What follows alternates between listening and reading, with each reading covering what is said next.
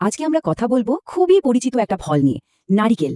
আচ্ছা, বাইরে থেকে দেখতে তো বেশ সাধারণই লাগে, তাই না? কিন্তু এর ভেতরে যে কি দারুণ এক ভ্রমণের গল্প লুকিয়ে আছে, সেটা জানলে অবাক হতে হয়। ঠিকই। প্রশ্নটা তো আসতেই পারে, তাই না? যে একটা সাধারণ দেখতে নারিকেলের মধ্যে আবার অবাক হওয়ার মতো কি বা থাকতে পারে। চলুন তাহলে এই রহস্যের গভীরে একটু ঝুমে আসা যাক। আচ্ছা, তাহলে চলুন শুরু করা যাক। আমাদের প্রথম ধাপ, এক সাধারণ ফলের রহস্য। অ্যাপেল খেয়ে থাকলে লাইক করো, চকলেট খেয়ে থাকলে শেয়ার করো। তুমি কোন ক্লাসে পড়ো কমেন্ট করো।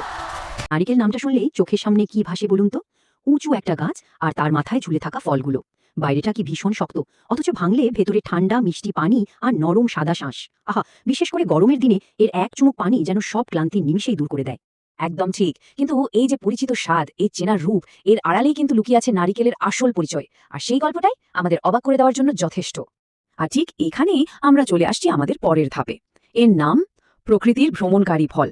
কি, নামটা শুনে একটু অদ্ভুত লাগছে না? একটা ফল আবার ভ্রমণ করে কিভাবে? অবশ্যই, আসলে নারিকেলের পুরো জীবনটাই যেন এক বিশাল সমুদ্র যাত্রার গল্প।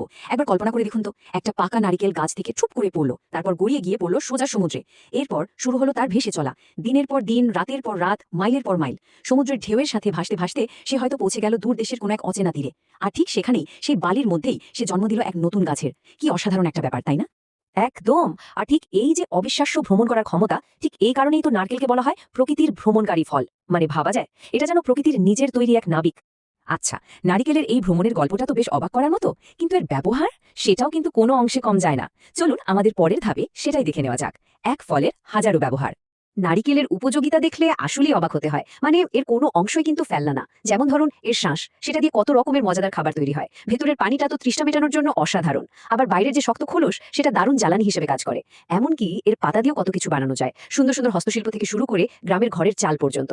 সত্যি, সবকিছু মিলিয়ে অবিশ্বাস্য একটা ব্যাপার। আর এই সব কিছুকে এক করলে আমরা আমাদের আলোচনার একদম শেষ ধাপে পৌঁছে যাই, নারিকেলের এই বিস্ময়কর জীবন। মানে পুরোটা ভাবলে কেমন অবাক লাগে, তাই না? কিভাবে ছোট্ট একটা ফল নিজেই প্রকৃতির বুকে ভেসে বেড়াচ্ছে, আবার একই সাথে মানুষের জীবনও এত বড় একটা ভূমিকা রাখছে। তার এই ভ্রমণ, তার স্বাদ, তার নানা রকম ব্যবহার, সবকিছুতে যেন প্রকৃতির এক নিখুঁত পরিকল্পনা লুকিয়ে আছে। একদম। আর এই পুরো আলোচনা শেষে একটা প্রশ্ন কিন্তু মনে আসতেই পারে। আমাদের আশেপাশে আমরা যে এত নারিকেল গাছ দেখি, কে জানে এদের পূর্বপুরুষেরাও হয়তো ঠিক এভাবেই সমুদ্র পাড়ি দিয়ে কোনো দূর দেশ থেকে এখানে এসে পৌঁছেছিল। ভাবনার বিষয়, তাই না?